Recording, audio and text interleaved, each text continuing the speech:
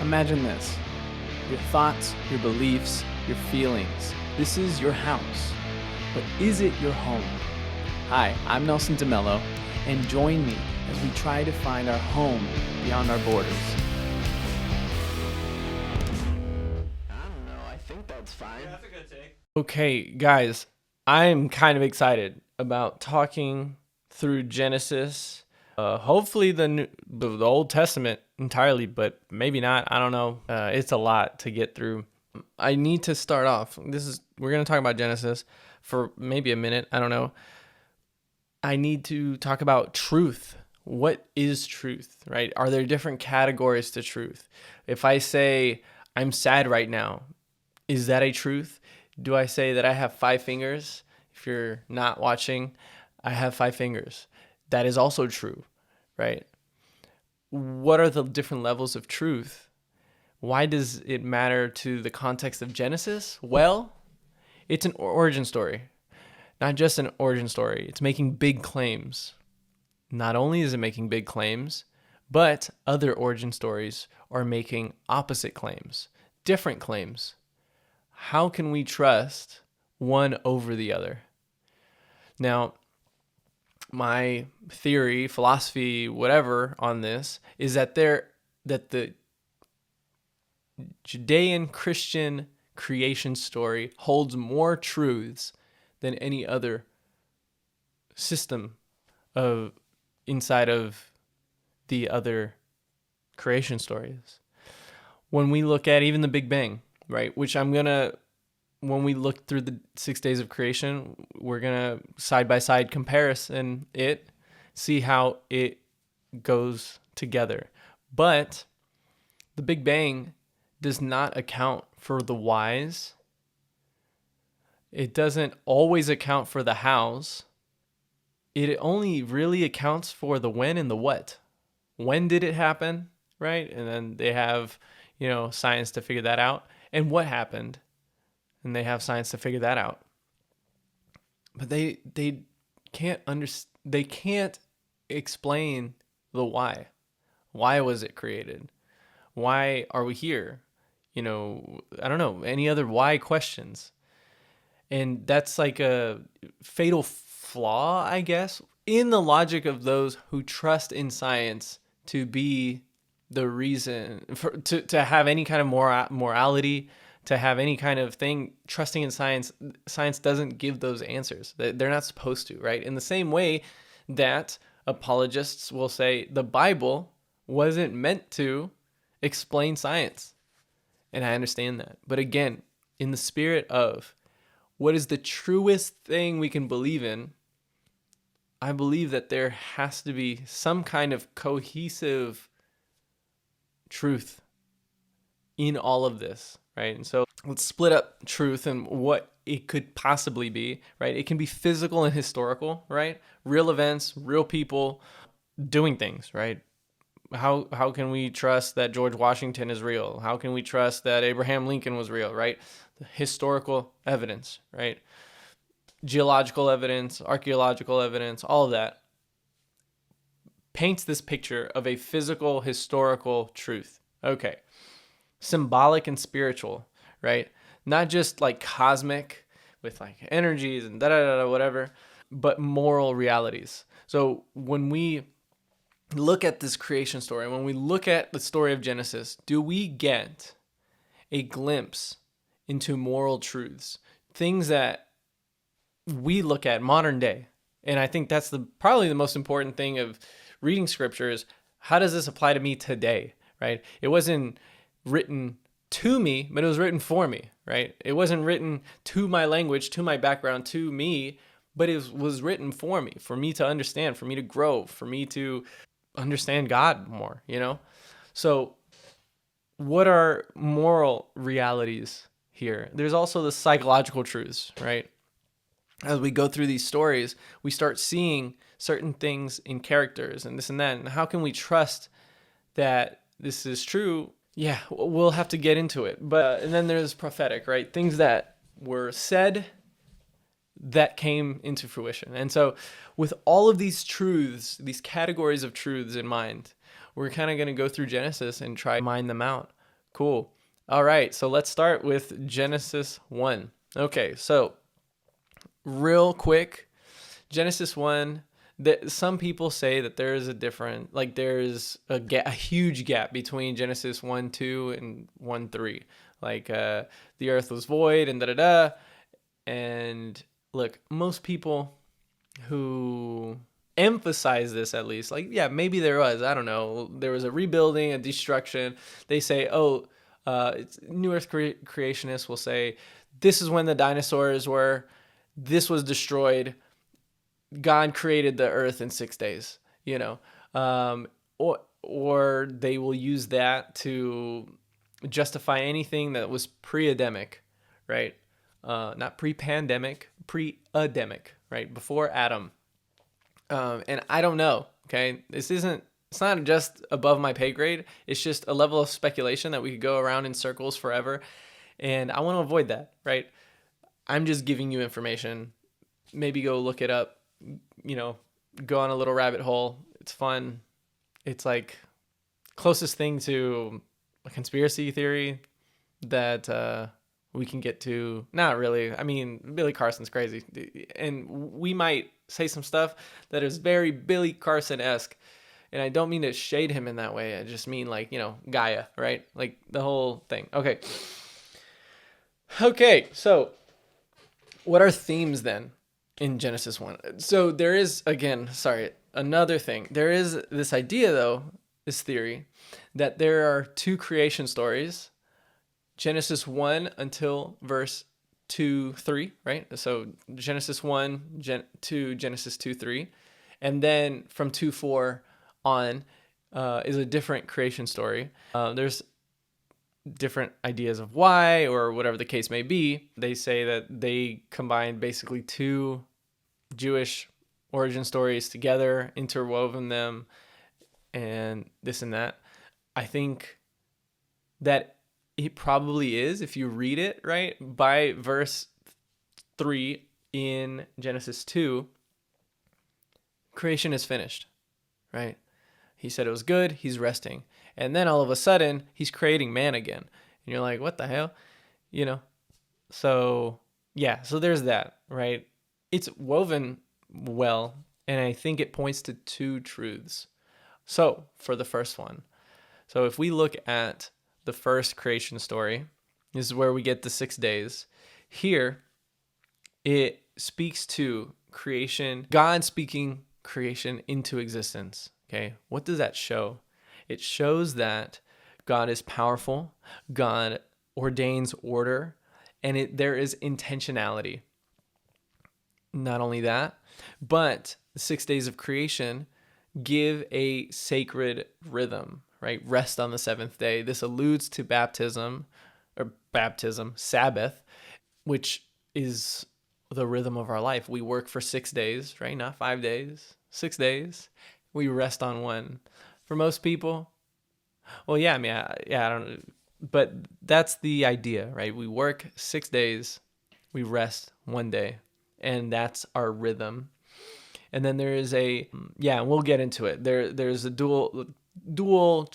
triple layer of truth here that we will explore, and I think is super cool.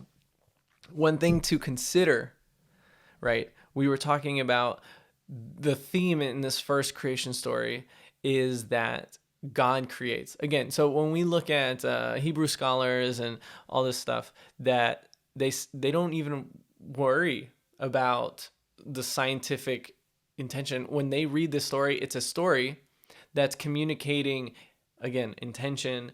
It communicates that there was no war between gods. There was no one of equal strength, or some gods that were trying to fight God off and this and that. He is supreme, and by far, right?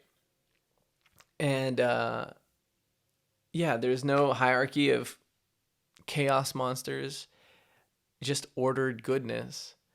And again, like we read through, it was good. So one thing to kind of talk about, and I said like, is this story just a contrarian? So what's going on here?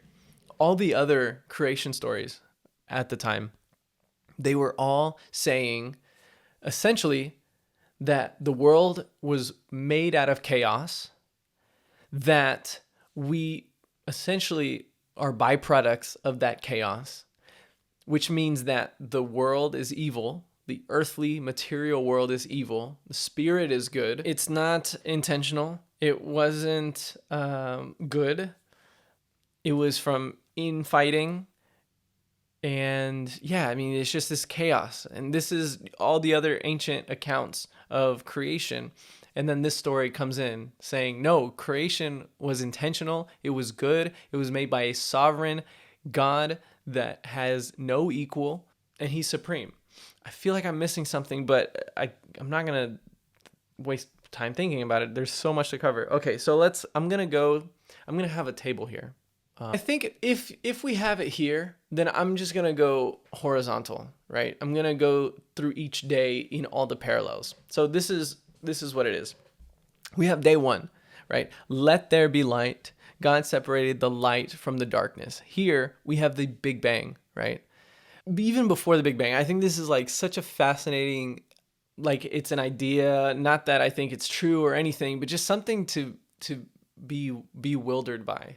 So in the Big Bang, there was a time where, like, for a split second or whatever, like, I don't know the timing, right? But there's this time where it was so hot and dense that the atoms could freely move through everything.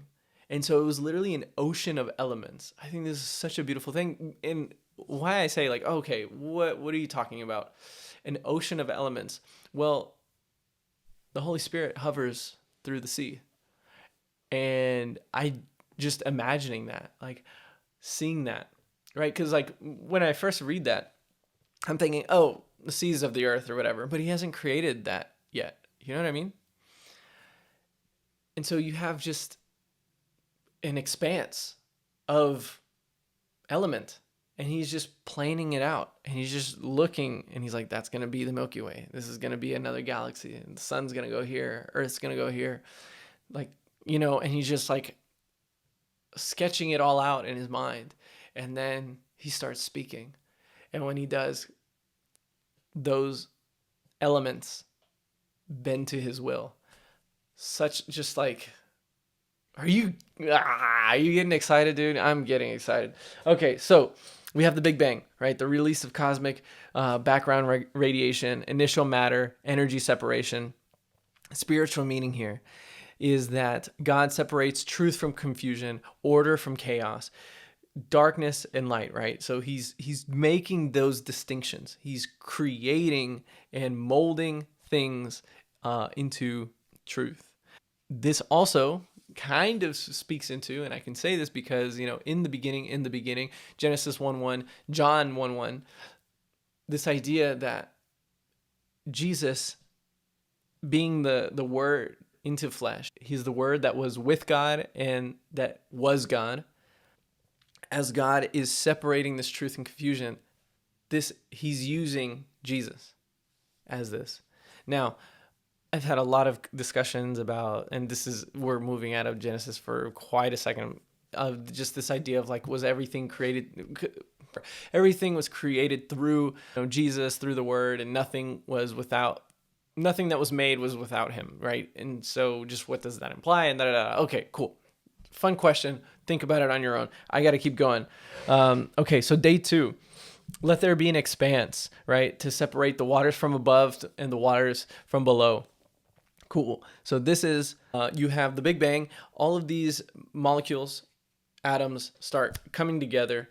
And the more they come together, first, bigger gravitational pulls, so they're pulling even more things together, but also because they're pulling things so hard, the core of things start becoming more dense and more dense. And then, yeah, so this creates our, you know, planets, suns, all this stuff. Maybe that's what's happening in day 1. That is what is happening in day 1. But at that point, once Earth cools down, when it cools down, there was opportunity for like water. And what happened essentially was that Earth was literally a ball of water. Like, I know that here, here. I mean, like modern day, we look at, it's like, oh, it's an ocean marble or something or whatever. It was literally just blue. It was just, I don't know how we imagine Neptune or something. It was just blue, right? This was how Earth looked like at some point. And with that, what spiritual meaning is there? God creates a dwelling space, spiritual boundaries. Oh, I think it's also fascinating, right? He's separating the ocean from the atmosphere, from cosmic, I don't know, just the cosmos. There's I don't know if you ever read, like, when Paul says, oh, I know a man who went up to the third heaven, and everyone's like, oh, what's the third heaven? Okay, so I think from what I understand, some Jewish scholars just believe that first heaven was the sky, second heaven was the cosmos, and third heaven is what we refer to as heaven, right? Like, where angels and stuff, all that, where we're going to go after salvation or, whatever. But that's like the three layers of heavens, right? And so spiritual boundaries, having those distinctions. Cool. Yeah. Separating the profane from the holy, right? Day 3, let dry land appear, let the earth sprout vegetation. Cool. It's important to understand that modern taxonomy does not apply here because the ancient Hebrews did not have any language for taxonomy. So when we look at birds, for example, and it uses the word ophs. Ophs is flying creature, flying beast. So that's literally anything with wings that flies, and so like mosquitoes, bugs, like anything that flies applies there, and it holds truth. It's still real, right? But let's back up.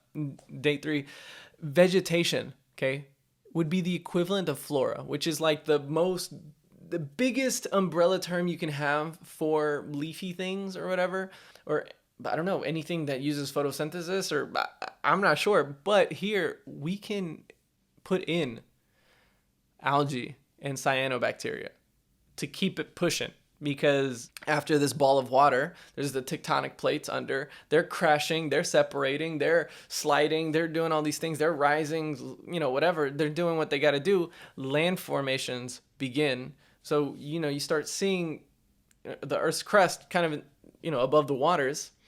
And there you start getting cyanobacteria and algae that then clears up the CO2 from all the volcanic activity and stuff. Cool. Y'all should watch, actually, if you get the chance. There's like 40-minute videos, 3-hour videos of the formation of the universe. You just have Genesis 1 like right here, and you're just reading, watching and reading, and you're just like, how did I not see this before? Well, it's because you never saw the creation of Earth. I get it, but it's so fascinating. And yeah, and I like the reason I'm going in depth here is just because I get where apologists are coming from. It's not a scientific textbook. We're gonna get into issues even here, but this idea again, dude, the truth, it has to be more than just symbolic, or maybe it's just a narrative and you choose which one means more to you. No, dude, there has to be something that is objectively more true than other stories. And so here we are. Tectonic plates, rise of the land masses, emergence of algae and cyanobacteria. God is bringing structure, life, and substance to the earth. Oh man, this is somewhat cheesy, but the parallel here, the spiritual parallel into the redemption history, it's resurrection and new life, right? Jesus rises from the earth, spiritual growth begins, all of that. We have day 4, right? Let there be light to separate the day and night for signs and seasons. So here, you're like, bro, this is where you lose. Light was already created day 1. You goofball. And I'm here to say, if you then follow the timeline for the creation of the earth, with the algae and cyanobacteria on the exposed land masses, there is a thick atmosphere that you can't see through. And what happens when the CO2 in the air becomes oxygenated, right? They start separating the carbon from the oxygen and everything. Then it clears up. And then what do you see? If the atmosphere, imagine a cloudy day. It's a cloudy day, the clouds disappear. What do you see? Yeah, you tell me.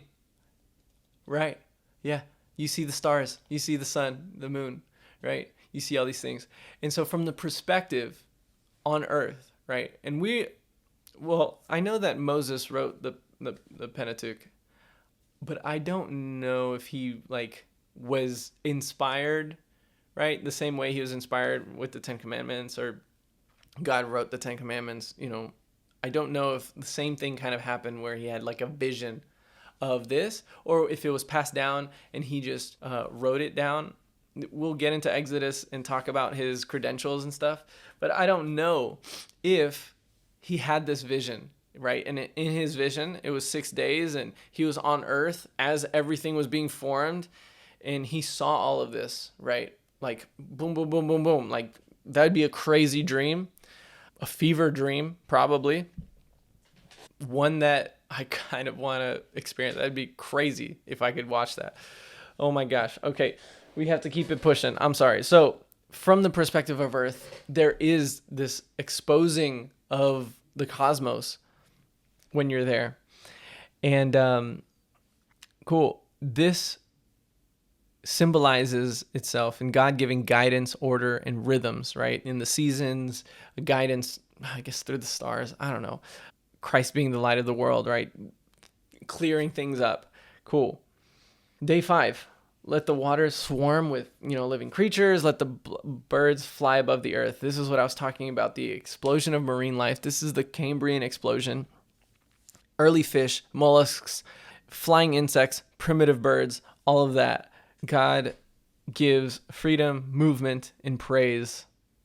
I don't know how I feel about the spiritual meanings. I don't know why I included that.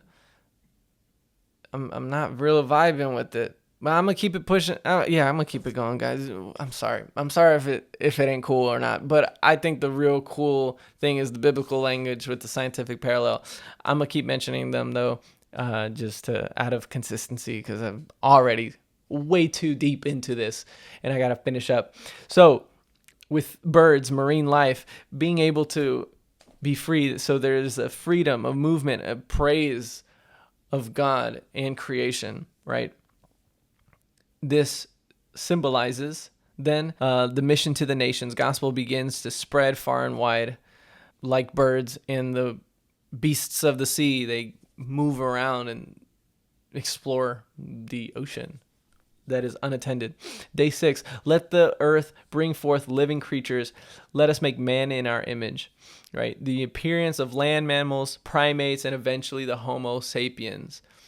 God gives stewardship, identity, and purpose, right? The redemptive parallel here is that there is new humanity in Christ. Believers are reborn in his image. And then the 7th day, he rested. He blessed the 7th day, made it holy. Cosmic and biological processes stabilize. No new major creation events. Time enters Sabbath rhythm. God invites us to rest, communion, and fulfillment. Implication here is that we can find rest in God. New creation has been settled, I guess. Wait, hold up. If at any point in this you said, dang, I never thought about it like that, please subscribe. What are you doing, man? I'm trying to pay my bills. Okay, anyways, let's get back to the serious stuff. All right, see it. So this is the story of a all-powerful God, kind of distant in creation. He's creating with his words. I think this is a huge contrast with Genesis 2. Genesis 2, we see him creating with his hands and with his breath. He gives us life. This is where there's nowhere to run in terms of separation between science and religion. But this is where we also get symbolic spiritual truth, right? Science cannot say that we are special, that we are unique, because of consciousness, as if we just don't understand other living beings, right? Mushrooms are way more organized and systematized than we are as humans, AI is getting close to consciousness. Like, I don't know, whatever, but like dogs have personalities. Like, I don't know what to tell you. Biologically, I don't know if we're that special, like science, if you just look at the science.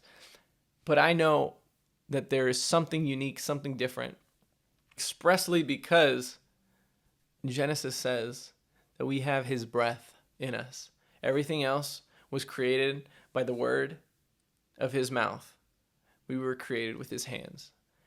So there's this juxtaposition, and that's why I think there's two stories here, is because one is just showing his power, showing that he's all the omnis, right? The second creation story shows his intimacy, his relational ability, right? He wants to be close. He wants to commune with us. And he starts with creating us. And then from the rib, he creates woman. And it's just so intimate. It's so close, right? Yeah, I mean, when God says it is not good for man to be alone, that's the first time that God says it is not good. Everything else was good. Like, man was very good. But it was not good that man should be alone. And so creating a woman, companionship, this intimacy, this idea that community is foundational to God, which will come back up. Community is foundational to God. I think it's such an important thing to think about.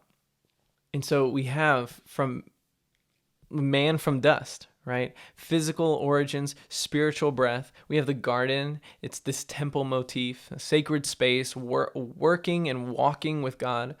And then there is this difference between tree of life and the tree of knowledge of good and evil. And we're going to stop here because I can only do 30 minutes at a time. All right. See ya. Hey guys, thank you so much for going on this journey with me. If you like the content, please like, subscribe, follow, and remember, there is more to life, and that is good news. Thank you guys so much. Have a great day.